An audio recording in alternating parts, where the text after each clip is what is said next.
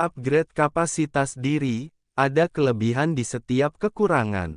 Saudaraku, pada hakikat syukur adalah menjalankan ketaatan dan menjauhi maksiat sebagaimana kata Abu Hazim mengenai syukur dengan anggota badan adalah engkau tahan anggota badanmu dari maksiat dan engkau gunakan dalam ketaatan pada Allah. Jami' al-Ulum wa al-Hikam, 2:84. Ada beberapa hal yang dicintai manusia, Allah Azza wa Jalla telah merincikannya. Katakanlah, jika bapak-bapak, anak-anak, saudara-saudara, istri-istri, keluargamu, harta kekayaan yang kamu usahakan, perniagaan yang kamu khawatiri kerugiannya, dan tempat tinggal yang kamu sukai, adalah lebih kamu cintai dari Allah dan Rasul-Nya dan dari berjihad di jalan-Nya, maka tunggulah sampai Allah mendatangkan keputusannya. Dan Allah tidak memberi petunjuk kepada orang-orang yang fasik. Quran Surat At-Taubah, 24. Ayat di atas menerangkan tentang orang yang begitu mencintai dunia, yaitu harta, tahta, hingga pasangan hidupnya.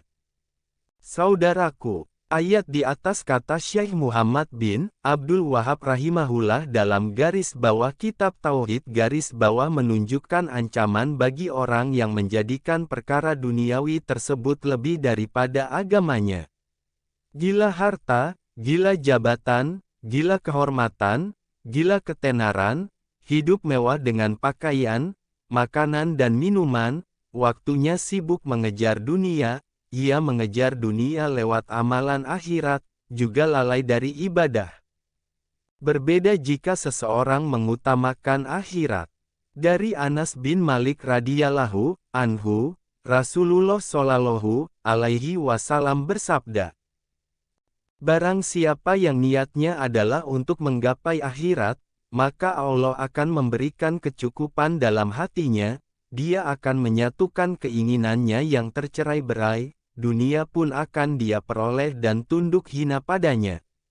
Barang siapa yang niatnya adalah untuk menggapai dunia, maka Allah akan menjadikan dia tidak pernah merasa cukup, akan mencerai-beraikan keinginannya, dunia pun tidak dia peroleh kecuali yang telah ditetapkan baginya.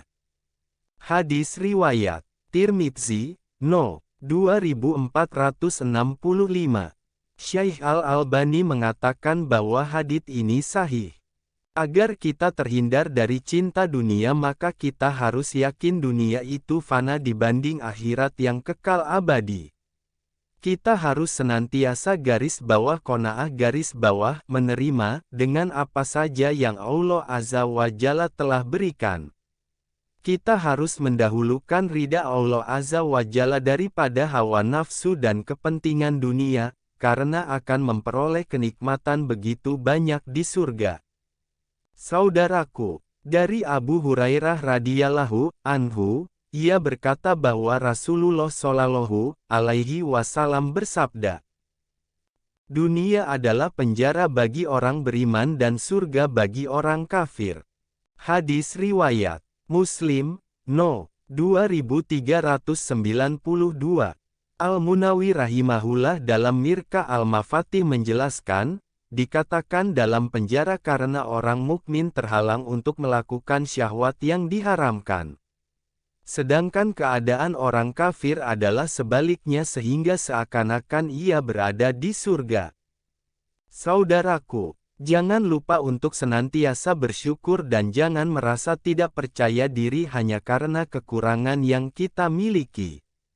Allah Azza wa Jalla menciptakan kekurangan bukan semata-mata ingin membuat kita bersedih dan tidak percaya diri melainkan agar kita berusaha menutupi kekurangan yang kita miliki dengan kelebihan yang kita miliki.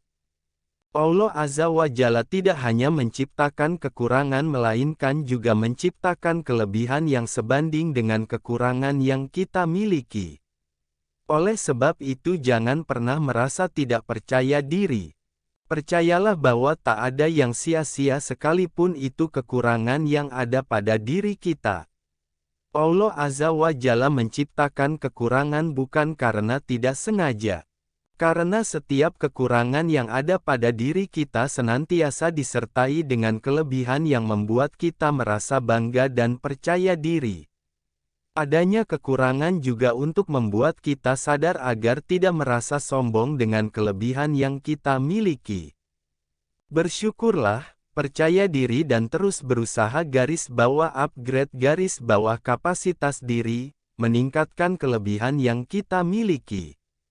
Suatu hari nanti akan ada seseorang yang akan mencintai kita dengan setulus hati tanpa pernah memikirkan kekurangan yang kita miliki. Kelak kita akan bahagia karena telah menyiapkan seseorang yang mampu menyempurnakan kekurangan kita sehingga kita merasa sempurna dan tidak merasa bahwa diri kita memiliki banyak kekurangan. Jangan pernah khawatir terhadap kekurangan yang kita miliki.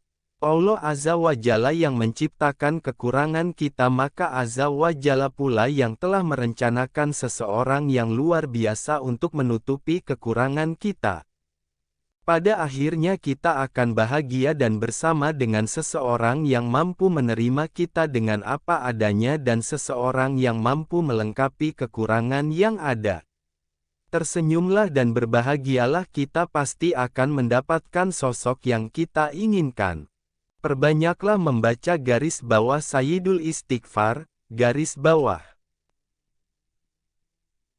Ya Allah, Engkau adalah Tuhanku, tidak ada Tuhan selain Engkau yang telah menciptakanku, sedang aku adalah hamba-Mu dan aku di atas ikatan janji-Mu. Dan aku berjanji kepadamu dengan semampuku, aku berlindung kepadamu dari segala kejahatan yang telah aku perbuat. Aku mengakuimu atas nikmat-Mu terhadap diriku dan aku mengakui dosaku padamu, maka ampunilah aku, sesungguhnya tiada yang boleh mengampuni segala dosa kecuali Engkau.